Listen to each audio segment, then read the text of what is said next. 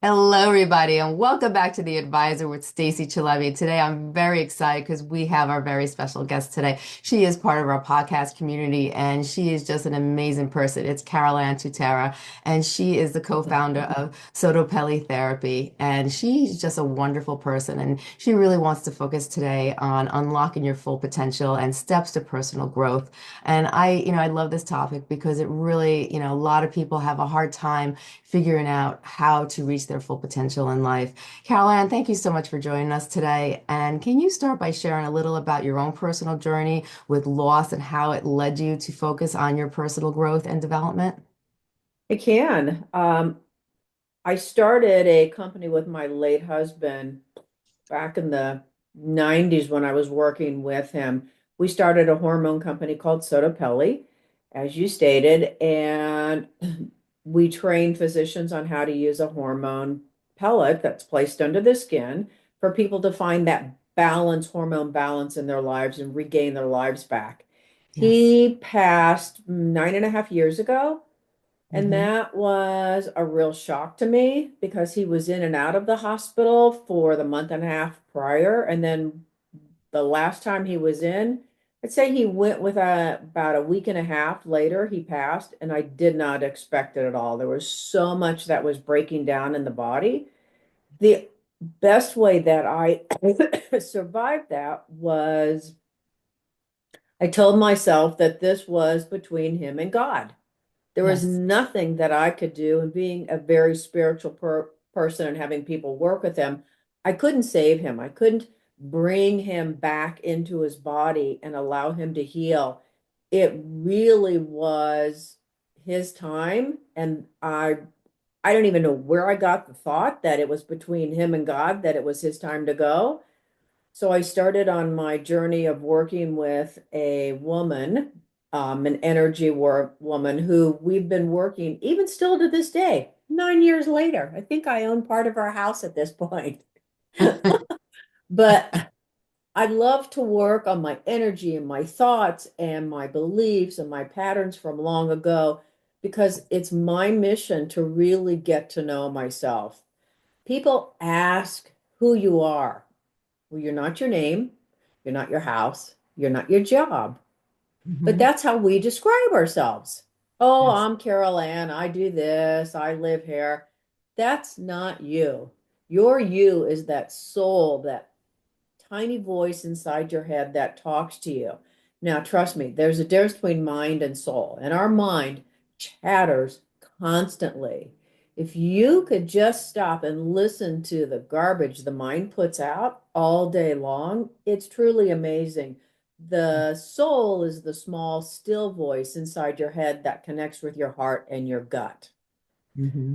And this is what my goal is, to heal myself and to get to know myself. So I've been learning how to describe myself differently. I'm a vibrant woman who loves to learn, educates, full of joy, excitement, loves beauty, seeing the splendor around me. That's who I am. And I'm still tweaking that, as I grow and change, that even changes of who I am. But I'm not my name. I'm not my house. I'm not my car. I'm not where I live, which is how we like to describe ourselves. Yes, I have asked that question to quite a few people. Many people, when I say if you take away your identities, if you take away those titles, who are you? And they will just look at me very dumbfounded and they will just stare at me and they don't know the answer because they've never taken the time out to really think about that question. I'm a mother, I'm a wife, I'm a grandmother, I'm Hmm. this, that, I work, I have this job title. But when you swipe all that away, who are you as a person? And many people don't know the answer to that because they've never taken the time out to really go deep within themselves and figure out who they really are and connect with that inner self. And I think that's so important. Everybody needs to do that, but not many people take the time out to do that. They don't.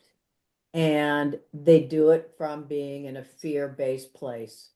What do Hmm. you mean I'm not this? I don't like titles in my company. I Yes. really don't. I've never believed in titles. I don't find them enhancing anybody. I think it gives a false sense of power. Yeah. Um, and then in order to take away, like you said, those titles of who you are, that's scary. Yes. That is very frightening because Yeah. now you're left with yourself. And when I say yourself, I always do big S for self, being your soul, your spirit. Right. I like that. Now, from your own experience and expertise, what would you say the initial steps are for someone to take when they're beginning their journey on personal growth after the loss of a loved one? You've got to find what's right for you. So I tried meeting with a therapist and I was so angry. I was shocked she even said this to me. If you're going to cuss in here, or you can't come back. I thought, wow, thanks for providing a safe space for me. So I didn't come back. Right. Therapy was not my thing. I don't Mhm. want to be in a group therapy because Yeah. I don't want to hear everybody's story on top of my story. To me, it brings in a lot more negative energy into my life. I don't want to carry that, but some people need the group. They need that support. I've Yeah. always been a person who likes to work by themselves. Mhm. I get, and I don't like to share my life. So I Yeah. get all that advice back. That's not me either. So you've got to Mhm. find the path that really works for you. I found a lot of help with David Kessler, who's the new guru. It's been around a very long time working with grief. Mhm. And I took a weekend course with him, James Von Prague, and a grief yoga specialist, Paul Dennison. That was absolutely an incredible weekend. Oh my gosh, it changed the trajectory of what I needed to understand, what I needed to do. I think grief yoga is fabulous. It allows you to literally, he's got moves that you feel like you're moving that energy out of the body. Wow. Um, oh my gosh, there were so many people, myself included, screaming and crying at the same time. And that's when you know you're getting a good release. It Yes. really is beneficial. So I did that. I found books at the bookstore that I went to look up on grief. I started tracking what other people were doing in social media, and I tried those on for a while. They didn't work. I released it and I let it go.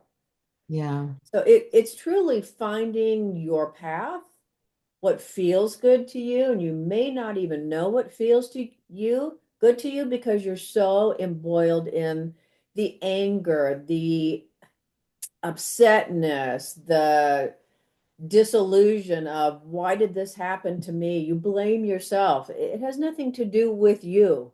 You're just Yeah. part of that experience, unfortunately, that your soul wanted to go through.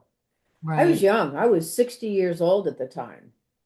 And Wow. trust me, I was angry. Yeah.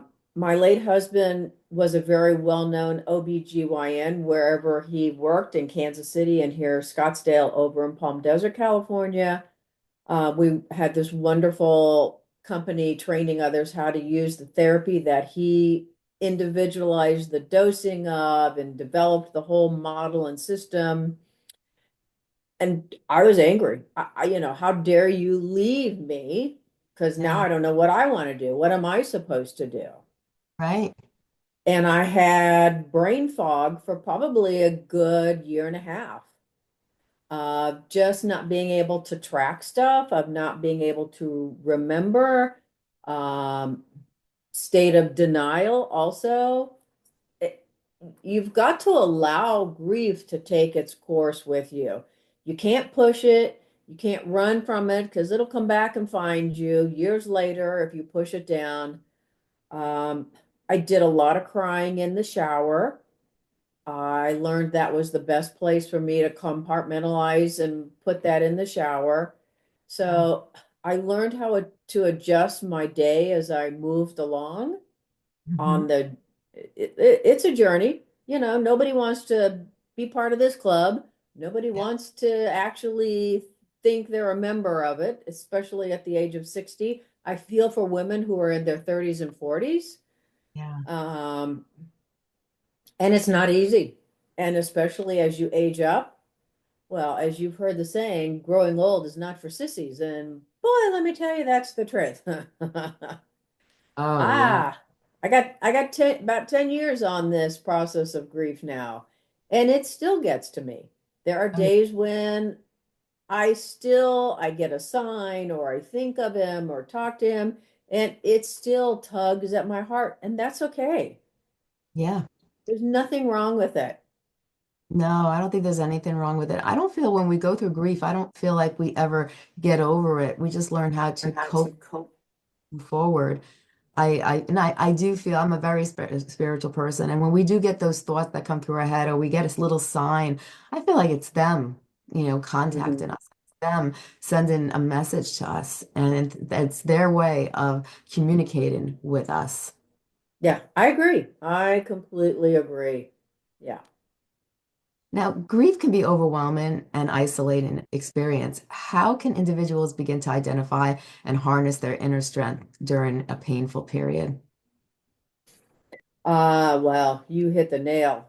You hit it on the top of the nail with being isolated because I can think back and remember a really good girlfriend of mine literally lived a half a mile up the street. I couldn't talk to her on the phone when she called. I would only text back. I Right. couldn't go into the office for a full day. I was there maybe 3 hours. I'm so blessed to have had my two dogs around me at the time because they gave me the motivation to get up and go do things. And again, you've got to allow your time to live in the isolation. It's okay. Just don't get stuck there because that's easy to do. What I Mhm. also found out from my experience and talking to others that you're surrounded by people for a couple of weeks right after the passing, maybe if you're lucky for a month, and then it's like everybody floats away and they're gone, and you're left with this huge vacuum again. Right. And that can be very debilitating if you don't put a focus on your life and see where you need to be every day. I'm not asking you to make a full long-term plan here, but to get through the day, you really have to follow your heart. You've got to follow basically like an AA group and go ahead and put one foot in the front of the other. Sometimes it's a minute by minute. Sometimes you can go only for 4 hours in the morning or a couple hours in the afternoon. Yeah. You've got to listen to what resonates within. Right. Oh, that's so true. Now, you talk a lot about the importance of self-care during difficult times, and you mentioned it before the show when we were talking that it's so important. You had mentioned you took a trip and and it was so great for you because you were able to reset, and you didn't even realize how important it was to reset after the vacation, and you came back and you were like, you just felt like a new person all over again. Can you share some specific self-care, practices that you recommend with when it comes to coping with loss? The biggest thing that I did at the time was my self-care was taking a bath. Hmm. That to me just helped ground and center me. Yeah. Um, I love to be around water, and Mhm. unfortunately, living in the desert, there's not a lot of water here. So the bathtub was my closest thing. Keeping up my routine of getting my hair done, my nails done, the pedicure, the things that made me feel good, I Yeah. think is really, really important. Um, I know that I turned to work and I overworked. I've been doing that for a really long time. I Yes. know that about myself. Unfortunately, that's how my father wired me. So, yeah, when I went on this vacation, I literally disconnected. I Hmm. have one person in the company who stepped up and she took on the role of really working with everyone and talking with everyone while I was away. Yeah. It was fantastic. And I could see the water where I went. Hmm. I'd go outside because I love being in fresh air and the sun. Yeah. That was my morning routine of being outside. The afternoon was reading, or just being lazy. I haven't given myself that gift in so many years, I forgot what it felt like, Right. honestly. Hmm. And then when I came back, it stayed with me for a little bit. So now I have to keep reminding myself, hey, it's okay to get up. It's okay Yeah. to get up off your desk. Unfortunately, I work at home. Hmm. So there's nobody around me, Yeah. not even my two little buddies, my four-legged little girls. They both left me. So I have to really be conscious and push myself to get up, to move around, to go outside, take a walk, remember to contact my friends. Yes. It's a job. It's a full-time job staying connected with people nowadays. It is, I can agree with that because you get so busy, especially if you are, you use work as an excuse to, kind of you focus so much on work that you forget that you have friends. Mhm. You need to maybe take those walks and appreciate, the beauty outside and the fresh air. And those are the things that keep us sane. Those are the things that keep us motivated to want to wake up in the morning. We don't realize sometimes how important it is. And sometimes people feel shameful to actually care for themselves before they care for everything else because they feel that it's, that they have to, take care of their business. They have to take care of this one or that one. And they forget that the most important person is themselves. I totally agree with that. That's why they tell you on the airplane, put your mask on first and then put the mask on your kids. Because if you're Yeah. not here, you can't help anybody else. It goes back to the show, It's a Wonderful Life, where when he realized what impact he made on others, Yeah. I don't think a lot of us give credit to ourselves knowing what kind of impact we put out in the world, whether it's good or bad. Right. And that's important to remember. So true. Many people struggle with the feelings of guilt or regret after losing a loved one. How can someone navigate these emotions and channel them towards positive growth? We've got to realize that it's not your fault. Yeah. And sometimes you need to hear that over and over. And positive affirmations are really the best way to do that. Yeah. Connect in with either that group or that best friend who constantly reminds you it's not your fault. Right. That there's a lot of guilt survivorship that goes on sometimes with the grief. Yeah. And that is just as heavy, if not more so, than a situation that I went through of, okay, mine was pretty bad, I think, of instantly losing them. Yeah. But I didn't experience the survivorship. And from what I learned in groups that I've been speaking with and classes that I take, that the guilt survivorship really is something that you need to work out with either a coach, a therapist, have your friend help you, because you're still here for a reason and Yes. you're here to keep carrying on. You've got things you still need to accomplish. And again, that goes back to between you and God. He kept you here for a reason, and Right. you'll find it one day. It's not going to pop up probably when you're expecting it, but it'll eventually come to you. True. That's so true. I believe everything happens for a reason. I think sometimes we forget that, and we look and we focus on, what other people have taught us over the years, our family, our environment, the things they taught us. Sometimes we bring that into our own thoughts, and we have to really realize that, you know, people, yeah, for me, I always believe that everything happens for a reason. At the time of the crisis, we may not understand why it's happening to us. We may be angry, we may be frustrated, but if we think about it, it somehow makes us stronger. It somehow makes us better. And sometimes we can use what we went through to help others and then really have an impact on other people's lives in a positive way also. Oh, I completely agree with you. Absolutely. Yeah, everything does happen for a reason. Whether we want to acknowledge that or not, one day you'll find the answer, maybe you won't, and that's okay too. Trust me, Yes. Stacey, I'm still trying to figure out why he left almost 10 years ago. Yeah.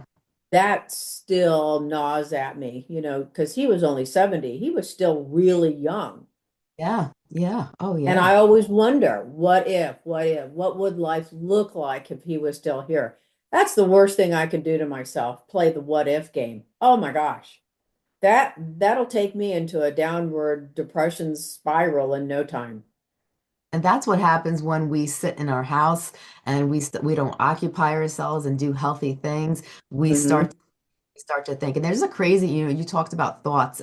There's a crazy amount of thoughts that go through our head each day. I think it's over 100,000. I don't remember the exact number, but we have over 100,000 thoughts every day that go through our mind. So just imagine if we really focused on every single thought that went through our head, we'd all be even. Think so. Yeah.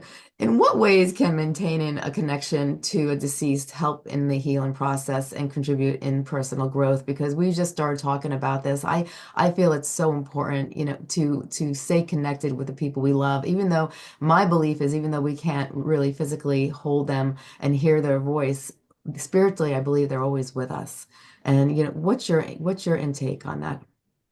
Oh, I truly believe that they're around us all the time. I came back from a walk the other day and found not one feather, but three feathers by my front door. So I Oh, know, they just don't magically appear. I know that's from my late husband. I'll tell you a really freaky story that even still I don't understand.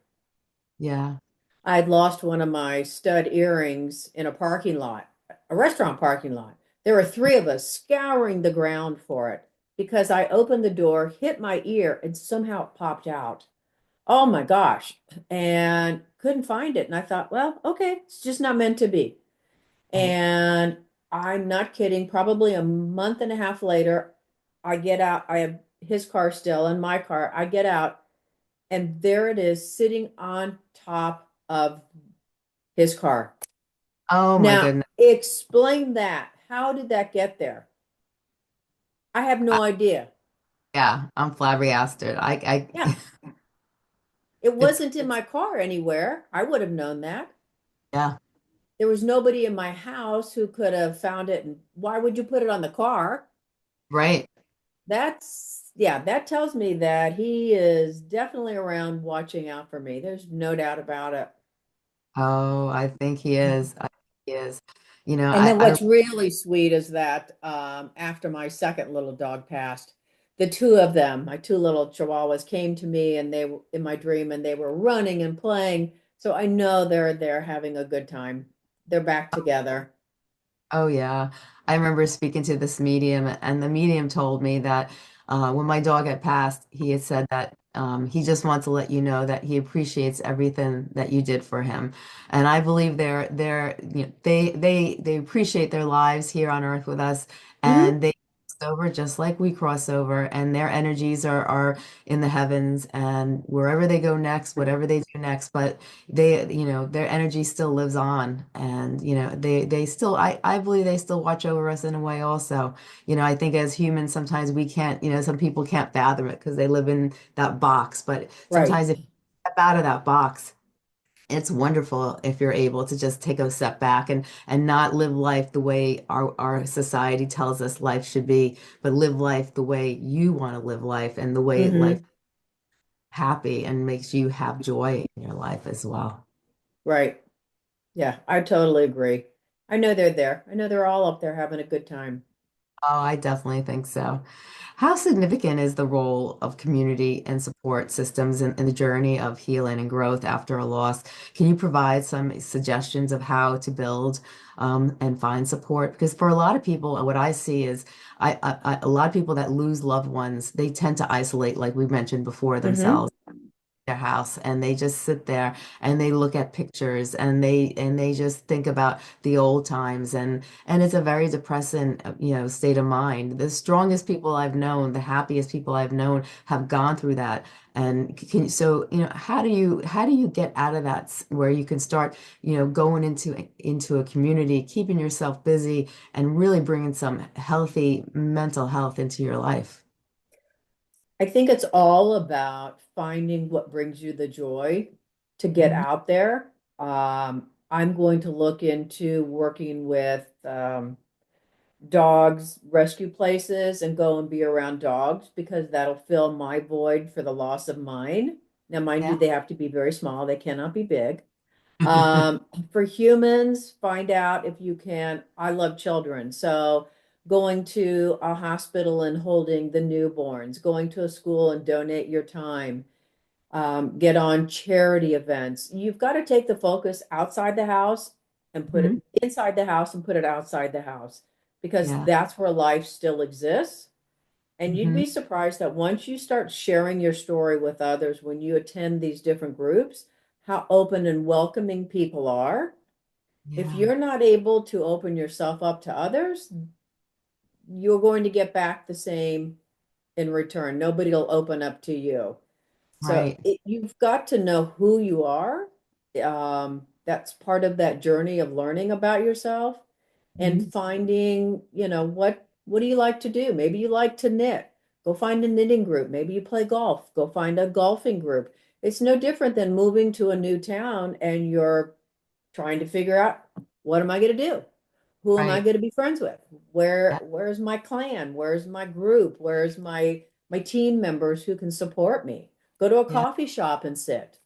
After a Right. while, you start seeing the same faces. Start talking to them. Don't just walk in and sit there and stare at them and then go, I didn't find anybody here. Yeah. You've got to put yourself out. And boy, did we find that so hard, especially as we age up. Yeah. It's such a challenge to find that group of people that you really resonate with. And Yes. I've noticed that even mine has changed in the last couple of years of who I'm resonating with. Because we Right. talked earlier about friends, Yeah. and I had a really good friend, and boy, she got into a relationship and then a different job. And Carol who? Who's Carol? I don't know who she is. Right. And that's okay. I didn't take offense. She's on her own journey. I'm on mine. So you release them with love and know that they're out there doing what they need to do. Right. And I think that's, we were talking about the book from Mel Robbins, just let them. And, Right. and that's what we have to do. And I think sometimes we think about it too much and we take it personally and we try to Oh, analyze situation. And then when we start to do that, I know that, I could drive myself nuts and I could just, go on forever like a broken record about it because I can't figure it out. But sometimes, like you said, don't take it personally. They're just sometimes they go on their own journey, things happen, their life changes, and just let them. It's how we handle the situation ourselves. So if that relationship changed, then let's look for more until we find that right relationship. But as long as people don't get stuck and they don't give up, that's the thing. And that's what I see a lot. People give up or they get stuck and they on that one situation, and then they don't keep continuing to look into communities or look for new friends. And I think that's so important that we don't give up. Let us figure out a new solution and keep going. right. I totally agree. You've got to keep hunting down what feels good to you through the community. I mean, it could be a bowling group, it could be going to the library, it could be through your church. Yeah, There's so many different avenues now, but it's all about putting the phone down right. and getting out and seeking. Yes, 100%, 100%. Now, are there any books or tools or resources that you found particularly helpful during your journey and that you recommend to our listeners? Now, I know that you've done quite a few things that have been really beneficial. You had mentioned different types of conventions and different things that you've done. Different mastermind groups and all these different services that you went to that really provided beneficial help. Can you maybe suggest some things? You mentioned the grief yoga that was really powerful. Are there any other things that come to mind? I I tell you, my top guy to go to is David Kessler, and I'm currently working with him to get another certification through him. It's grief.com. He is incredible. He worked with Elizabeth Kubler-Ross, who started the grief and came up with all the different grief titles. Now, mind you, there have been other people along the way who've also come up with different stages of grief, Yeah. different thoughts about grief. There's a woman who did the 6 R's of grief. There's somebody else who did the grief pictures going back and forth, and I can't recall their names right now. But you've got to find the one that sticks with you. And David Kessler has just stuck with me all these years. You can feel the compassion come out of him when he talks. He's truly an incredible person. Wow. I hear so many things about David Kessler.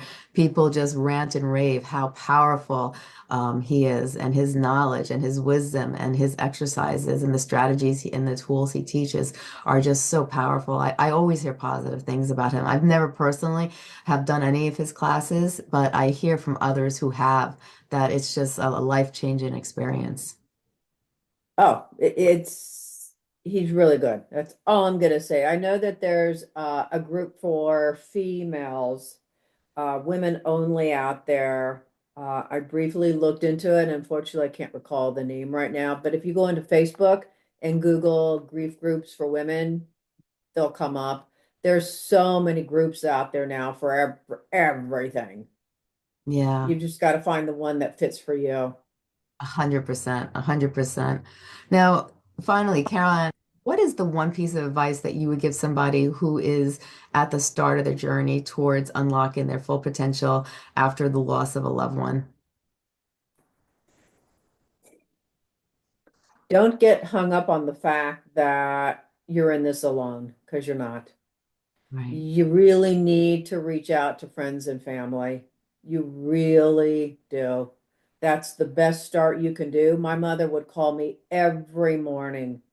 I could count on her. I had a friend who would text me every morning. Those small little things really make a big deal in your life. Yeah, they really do. They really do. Now, if you had to take today's conversation, you really want to emphasize some important factors, what would be some things that you would like to emphasize to the audience? I think it's important. You've got to start on the journey of getting to know yourself. I think this is really the gift my late husband left me of focusing in on me. It took me years to get over the grief. And like you said, you don't get over it. You live with it. You learn how to work with it. Yeah, But I'm just now in the last year, year and a half, really getting to know me. There's so much to me. So I really suggest working with people to find out who you are. Start journaling it. Start being grateful. Um, Color. You'd be surprised what happens when you just sit down and color, where you move into another space that allows everything to open up within and come out. right. Oh, I love that. I love that. Now, is where can people contact you if they have a question about grief and loss and they want to maybe look for some advice or some direction? Can they contact you somewhere? I have a Facebook page. It's CarolAnn Tutera. I also have an Instagram, Catitude with Cat, so you can DM me through there. I love it. I love it. And you have a website, the Sotopelli therapy. Therapy. And so on that website, you spent your life dedicated to people, helping them balance their hormones, helping them really helping them have overall health with their bodies. Because as we change and as we get older, we're deficient in a lot of areas, and we change in many different areas, from mental health to physical health. And so if people, are looking to maybe get a little bit more energy, because if you want to get out into these communities and you can feel your body changing, and we're going through postmenopause or we're going through menopause, can people come to that website and get additional help maybe to look on how to fix certain areas of their life? Because sometimes, grief affects our mental health, but it also affects our health. And as we get older and our body starts to decline, we may need a little extra help. So if they want to look into that, where can they find Go, that? yep, go to Sotopelli, which is Sotto, P as in Peter, ELLE, therapy.com. And we've got a ton of information how hormones and the brain really work together now, and we're studying that connection with the help of the Amen Clinic, who Dr. Amen is to brain health as Dr. T was to hormones. Absolutely fascinating stuff working with these pellets. It truly is. Yes, I do hormone therapy, and it's been a life-changing game for me. It changed my mental health, my physical health, my overall health, everything. My whole life changed once I started to work with balancing my hormones. It is a life-changing experience. You know, Hmm. so is there anything else that maybe crossed your mind that you want to just share before we end this session? No, I think we're good. I just, everybody needs to take time for themselves and really step back from life, step back from all the social media, step back from the news, from your shows. Your reality lives within, it doesn't live without. Oh, 100%. I think that's a great sensational comment because I think that it's something that a lot of people do too much of, and we do need to take a step back because you really start to appreciate life when you take a step back and you look around and you really appreciate and have gratitude for the things around you. Because I think sometimes we forget, all the wonderful things we have around ourselves, and when it comes to gratitude, sometimes we take things for granted and we don't realize how important they are until we lose them or they're taken away from us. And then we realize the littlest things in life can mean so much, until they're taken away. So every day we should have gratitude and spend a little time having gratitude for the things around us, as small as they may be to as big as they are. We should have gratitude for everything in our lives that matter to us and make a difference in our lives in a positive way. Yeah, and this is a little nugget I'll leave you with that I've just recently read about and discovered is that gratitude is the highest form of energy for your connection to God. Oh, I love that. I love Pretty that. cool. Yep. That is Well, CarolAnn, this has been amazing. Like always, I love speaking with you. You are just a ball of positive energy, and your knowledge and the way you think is so inspirational. And you have such an impact on so many people's lives. And I thank you so much for taking the time to open up to others and share with others because you're helping hundreds of people that you don't even realize you're helping by sharing your own personal experience and then sharing some of the things you've done to get yourself to the point where you are today. So. Thank you for being you, and thank you for sharing your story with others. Thank you.